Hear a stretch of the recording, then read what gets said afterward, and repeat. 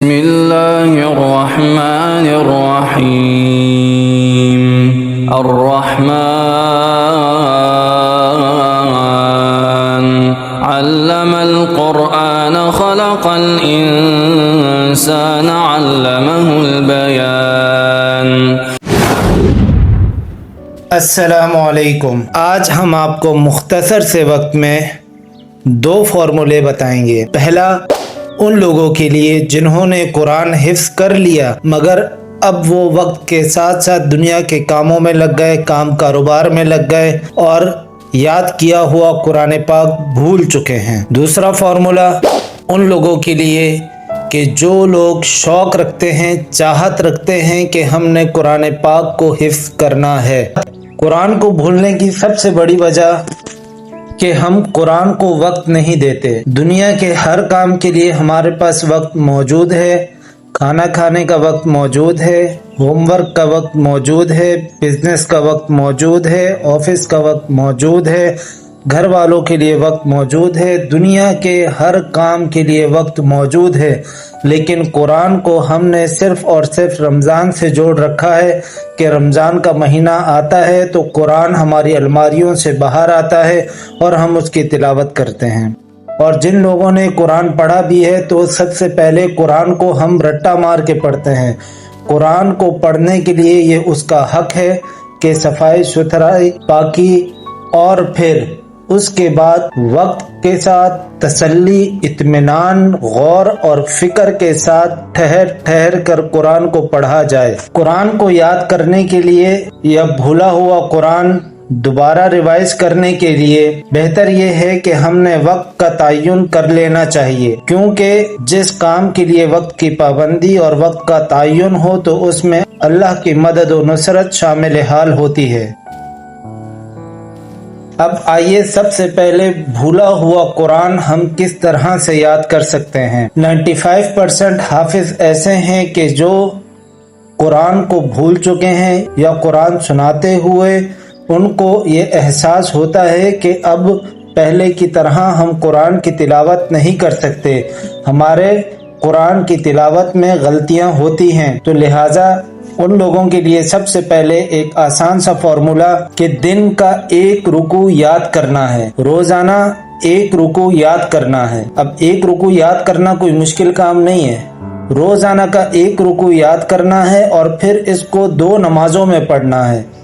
اب ایسا نہیں ہے کہ ایک رکوع ایک نماز میں پڑھیں پھر ایک رکوع دوسری نماز میں پڑھیں، ایسا نہیں، آدھا آدھا کر کے بھی پڑھ سکتے ہیں۔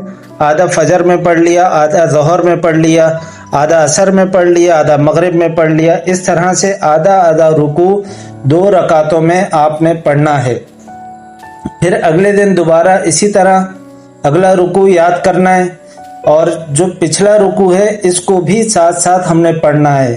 مثال کے طور پر ہم نے 2 رکعتوں میں پچھلا رکوع پڑھ لیا، پھر اگلی نماز میں 2 رکعتوں میں ہم نے آج جو ہم نے رکوع یاد کیا ہم نے اس کو پڑھ لیا۔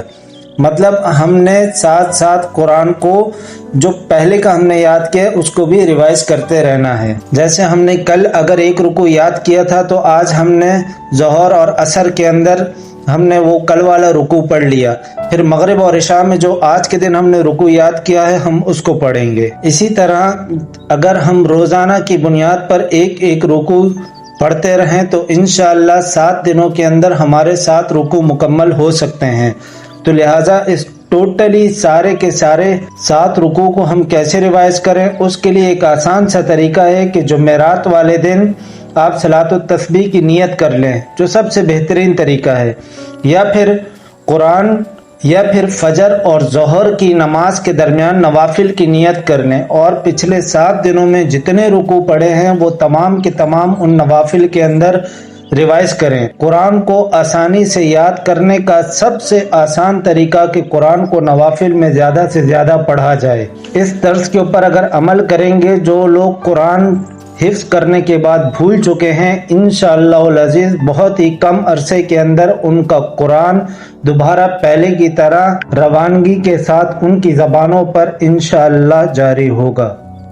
اس کے بعد اگلا وہ لوگ کہ جو قرآن کو حفظ کرنا چاہتے ہیں اور عمر زیادہ ہو چکی ہے لیکن شوق ہے کہ ہم قرآن کو یاد کریں، تو ایسے حضرات کوشش یہ کریں کہ روزانہ قرآن کا ایک رکوع سنیں، مطلب وہ ریکارڈنگ سن سکتے ہیں، جیسے امام کعبہ کی سن سکتے ہیں، امام حرم کی ریکارڈنگ ہے، شیخ سدیس کی ریکارڈنگ ہے، شیخ شریم کی ریکارڈنگ ہے۔ روزانہ ایک رکوع کی سماعت لازمی کریں، اور جس رکوع کو سن رہے ہوں روزانہ کی بنیاد پر اس کی ایک آیت کو یاد کرنا شروع کریں۔ پھر سن لیجئے کہ روزانہ ایک رکوع کو سنتے رہیں اور اسی رکوع کی ایک آیت کو روزانہ کی بنیاد پر یاد کرنا ہے۔ ایک طرف سے ہم نے پورا رکوع روز سننا ہے اور دوسری طرف ہم نے اس رکوع کی ایک آیت کو یاد کرنا ہے۔ اسی طرح اگلے دن ہم نے وہ پورا رکوع سنتے رہنا ہے اور اس کی دوسری آیت کو یاد کرنا ہے۔ اسی طرح تیسرے دن ہم نے پورا رکوع سننا ہے اور اسی رکوع کی تیسری آیت کو یاد کرنا ہے۔ لیکن جب پہلے دن کی ہم نے آیت کو یاد کیا، کوشش کریں دوسرے دن جب دوسری آیت کو یاد کر رہے ہوں تو پہلی آیت کو دوسری کے ساتھ ہم نے ملانا ہے۔ تیسرے دن جب ہم تیسری آیت کو یاد کر رہے ہوں تو پہلے دوسری اور تیسری آیت کو ساتھ ملا کر پڑھیں۔ اسی طرح تیسرے دن 3 آیت آپ کے پاس جمع ہو جائیں گی، جو ایک رکعت کا مواد آسانی سے بن سکتا ہے۔ اگر ہم روانگی کے ساتھ روزانہ کی بنیاد پر ایک ایک آیت یاد کرتے رہے، ایک ہفتے میں 7 آیات ہو جائیں گی۔ لہذا جمعرات والے دن فجر اور ظہر کے درمیان نوافل کی نیت کریں اور انہی 7 آیات کو نوافل میں بار بار پڑھیں، اور کم از کم ایک رکوع آپ کا ہفتے میں انشاءاللہ آپ کا یاد ہو جائے گا۔ اور جو رکوع یاد ہو چکا ہے اسے روزانہ کی بنیاد پر پڑھیں اور پھر اس کے ساتھ اگلا رکوع اسی طرح ایک ایک آیت کر کے یاد کرنا شروع کریں۔ مطلب پچھلا رکوع روزانہ ایک مرتبہ پڑھنا ضرور ہے اور ایک دفعہ سننا ضرور ہے۔ روزانہ اسی طرح اگلے رکوع کی آیت کو بھی ایک ایک کر کے یاد کرنا ہے، اور جس طرح پچھلا رکوع ہم نے پورا روزانہ پڑھنا بھی ہے، سننا بھی ہے، اسی طرح اگلے رکوع کو بھی روزانہ سننا ہے، لیکن آگے چلنے والی ہر آیت کے بعد دوسری آیت کو ایک ایک کر کے یاد کرنا ہے۔ اسی طرح انشاءاللہ کرتے رہے تو بہت کم عرصے کے اندر جو لوگ حفظ کا شوق رکھتے ہیں وہ بغیر کسی بوجھ کے، بغیر کسی پریشانی اور تکلیف کے، بغیر کسی پریشر کے قرآن کو آرام آرام سے انشاءاللہ العزیز یاد کر سکتے ہیں۔ اور اس طرز حفظ سے اگر کوئی پابندی کے ساتھ یاد کرے تو انشاءاللہ العزیز اس کا قرآن کبھی بھی اس کو نہیں بھولے گا، اور دوسرا قرآن سے اس کی محبت، اس کی لگن، اس کی اپناہٹ دن بدن انشاءاللہ بڑھتی جائے گی۔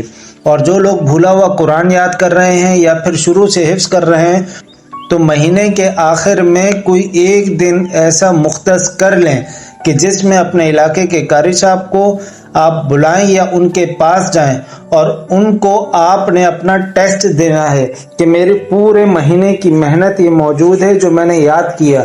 اب آپ مجھے اس انداز میں ٹیسٹ لیں کہ مجھے نہ معلوم ہو کہ آپ نے مجھ سے شروع میں سننا ہے، بیچ میں سننا ہے یا آخر سننا ہے، یا آپ مجھے کسی بھی آیت کے 1-2 الفاظ پڑھیں اور مجھے وہاں رک جائیں، پھر اس کے بعد میں اس آیت کی تلاوت کروں گا۔ مطلب آپ نے اپنے آپ کو مینٹلی طور پر اتنا پریپیئر کر لینا ہے کہ قرآن جہاں سے بھی جو آپ یاد کر چکے ہیں وہ جہاں سے بھی جس وقت چاہے کوئی بھی ہم سے سن سکتا ہے۔ اور جو قرآن کو ڈیلی بیسس پہ سننے کا اور پڑھنے کا روٹین ہے تو انشاءاللہ العزیز اس میں روانگی کی بھی بہت اچھی مشق ہو جائے گی۔